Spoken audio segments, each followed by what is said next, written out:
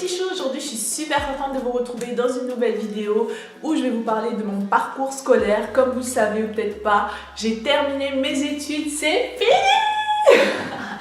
Et du coup, je voulais vous parler de ce que j'ai fait comme études, toutes les étapes, savoir si c'était facile, si c'était difficile, quel parcours, comment je me suis orientée, est-ce que je savais déjà ce que je voulais faire ou pas, les interrogations que je me suis posées, et également pour quel métier plus tard, parce que la finalité c'est quand même de pouvoir utiliser son diplôme pour travailler, bien sûr. Donc voilà, j'espère que cette vidéo vous plaira. Je vais essayer d'aller assez vite quand même parce que bon, j'ai pas mal de choses à dire, mais on va se limiter quand même.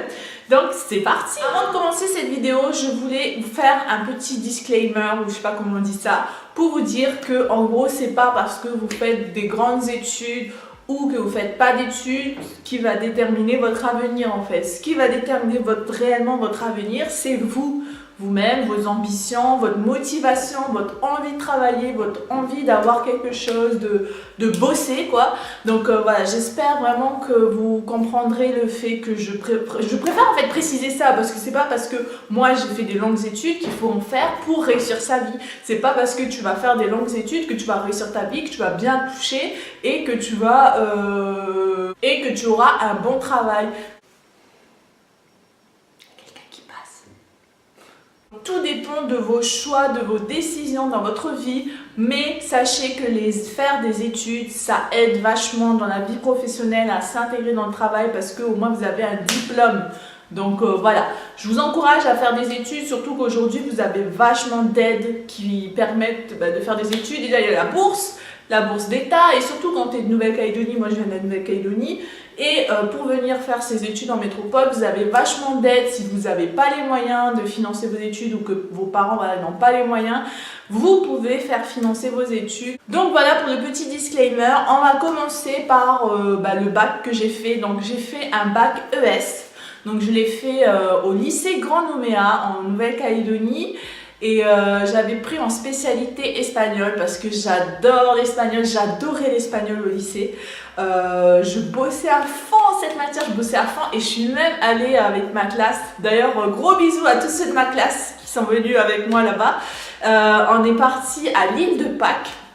Alors vous allez me dire quoi l'île de Pâques? Il y a quoi l'île de Pâques? Mais en fait là-bas ils parlent espagnol étant donné que ça appartient au Chili. Et du coup on est allé là-bas pendant 10 jours en passant par Tahiti. Et c'était vraiment génial, c'était mon tout premier voyage et voilà, je garde un super bon souvenir parce que si vous voulez, ils parlent espagnol, ils parlent une autre langue que la nôtre, mais ils sont du Pacifique, donc ils ont à peu près les mêmes cultures au niveau des danses, au niveau des chants, au niveau de la nourriture. Enfin, la nourriture est différente quand même, mais ils ont à peu près la même culture que les gens du Pacifique, donc voilà, c'était vraiment une expérience géniale. Enfin bref, j'ai adoré faire ce bac ES spécialité espagnole. Et du coup au bac, j'ai eu mon bac en quelle année j'ai eu mon bac? 2011. Et en fait quand j'ai passé mon bac fin l'année, voilà, je voulais trop faire des études en espagnol et notamment prof d'espagnol, parce que j'adorais, j'écoutais toutes les musiques en espagnol, là, franchement j'étais à fond.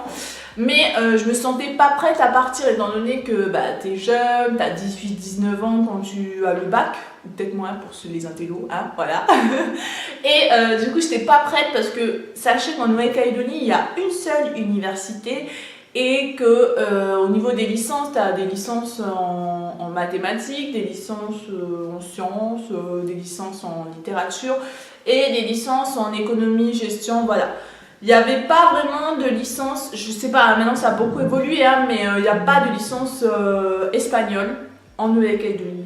Donc voilà, c'était un peu compliqué. Si tu veux faire des grandes études, il faut partir et il fallait venir en métropole, en France, pour pouvoir continuer. Et quand j'ai fini le bac, j'étais pas prête à partir. Parce que voilà quoi, j'étais jeune et voilà, je savais pas trop, en plus j'étais toute seule, je me dis merde.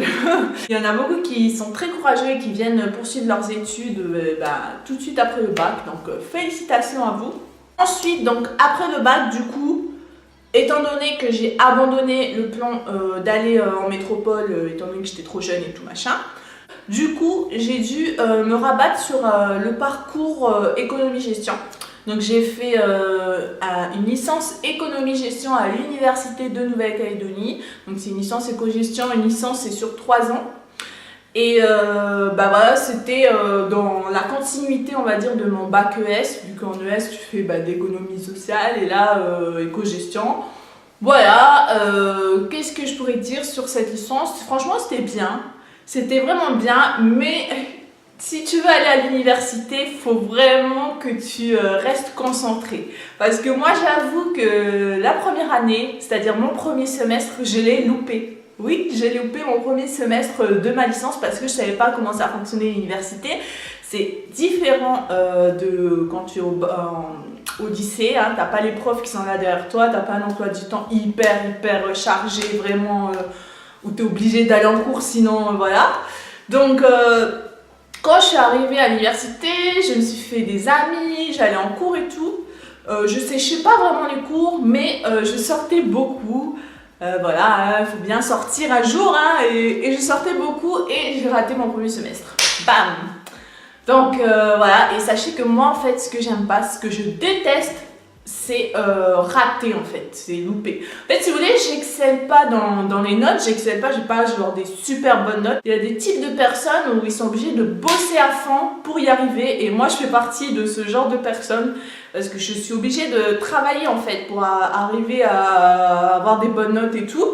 Et il y a des personnes, ils n'ont pas besoin de beaucoup travailler, ils sont super, enfin je sais pas, intelligents ou autres, mais voilà, ils ont beaucoup de facilité et pour eux, franchement c'est easy d'avoir des bonnes notes. Vous êtes dans ce cas-là, tant mieux pour vous, hein, mais si jamais voilà, vous êtes comme moi, vous devez travailler pour avoir des bonnes notes, et voilà. Il n'y a rien de mieux dans la vie que de travailler pour avoir quelque chose. Enfin, pour ça, c'est mon avis. Après, vous faites ce que vous voulez.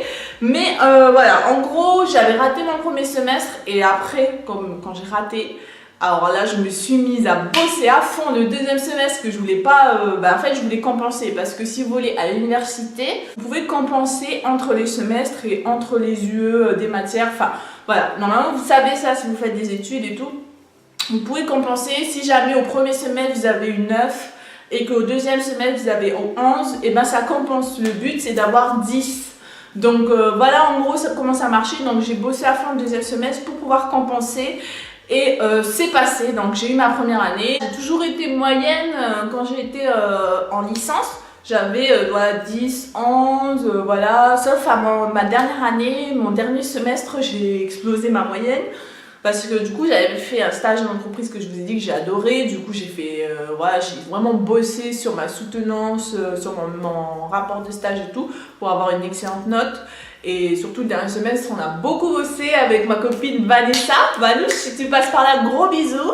Et j'ai fait un stage qui a été révélateur pour moi. Parce que j'ai fait un stage en tant qu'assistante achat. Et j'ai super adoré le monde côté international, enfin le travail à l'international, parce que quand tu achètes, tu travailles avec différents pays. Et du coup, j'ai vachement aimé aussi tout ce qui était matière du commerce international. Du commerce international et tout. Donc, je savais que je voulais continuer à faire un master dedans. Donc déjà, voilà. Voilà pour la licence qui a duré 3 ans. Donc pour le master, du coup, je suis venue en métropole faire mon master.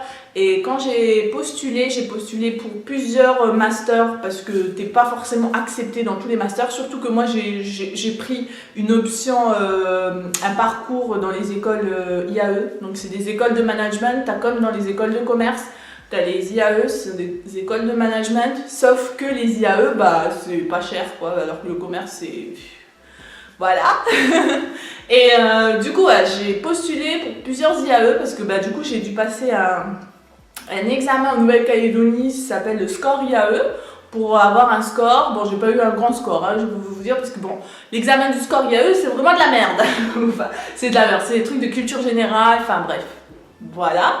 Et du coup, j'ai postulé à plusieurs IAE, et les IAE que je voulais être en fait, c'était Montpellier ou Perpignan, dans le sud, quoi. Vraiment dans le sud, parce que, vous voyez, moi qui viens d'une petite île en Nouvelle-Calédonie, où il n'y a pas d'hiver, enfin, on va dire que là-bas, il y a 2 saisons.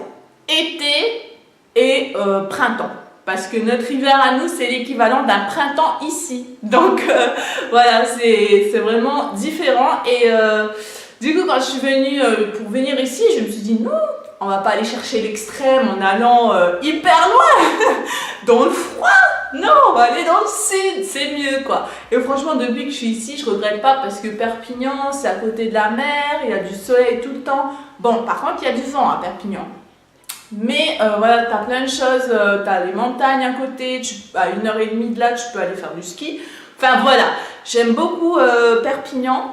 Et du coup, je suis venue faire mon master ici, j'ai été acceptée à l'IAE de Perpignan en master management, commerce international.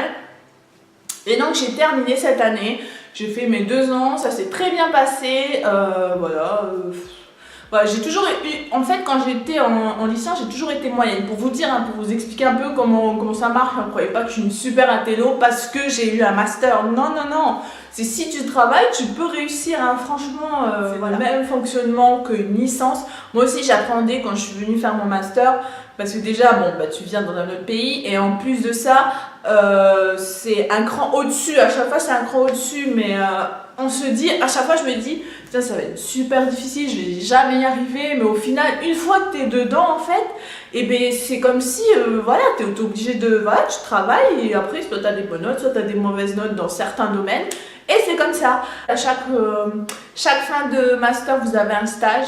La première année c'était 3 mois minimum et la deuxième année c'était 4 mois minimum. Et du coup je travaille actuellement dans l'entreprise où j'ai fait mon dernier stage de fin d'études et bah, ça se passe super bien et j'espère continuer à travailler là-bas. Qui travaille à l'international, qui exporte partout dans le monde, donc moi je travaille sur l'Espagne. Et en gros, bah, je saisis, enfin je suis ADV Export et donc je saisis les commandes, je traite les commandes pour l'Espagne, pour le Portugal, Espagne, Portugal, Mexique, donc Mexique, bientôt Chili. Je suis super contente parce que du coup, grâce à ça, bah, je repratique l'espagnol que bah, j'avais pas refait depuis le lycée mais que j'adore cette langue. Mais voilà, en tout cas mon boulot me plaît pour le moment et il faut acquérir un maximum d'expérience si jamais vous voulez avoir un poste vraiment supérieur. Il faut acquérir de l'expérience parce que tu peux pas sortir des études et avoir un super poste, prétendre un super poste. Il faut que tu aies de l'expérience sur le terrain. Et c'est ce qu'ils demandent en général, donc voilà. En tout cas, voilà, j'espère que cette vidéo vous aura plu. Sachez que voilà, si vous voulez faire des études, n'hésitez pas à aller foncer. Voilà, si jamais après, si vous voyez que vous avez envie de travailler, que vous en avez marre des études, et ben vous travaillez. Mais sachez que vous faudrait plus s'arrêter au bac parce que le bac c'est vraiment le minimum et vous n'allez pas gagner grand chose étant donné que bah voilà, le bac c'est tout le monde normalement doit avoir le bac. Donc c'est la base le bac. Donc voilà, minimum faites un BTS ou alors une licence. Bon après, voilà, ça dépend de ce que vous voulez faire comme projet, hein, mais c'est plus facile dans la vie. Tu as plus de facilité quand tu as des diplômes. Donc je vous encourage à faire des études. N'hésitez pas à me poser toutes vos questions dans les commentaires si voilà, vous avez des doutes par rapport à des études que vous avez envie de faire, etc. Donc voilà, j'espère que cette vidéo vous aura plu. N'hésitez pas à liker, à vous abonner et moi je vous retrouve très vite dans une prochaine vidéo. Ciao!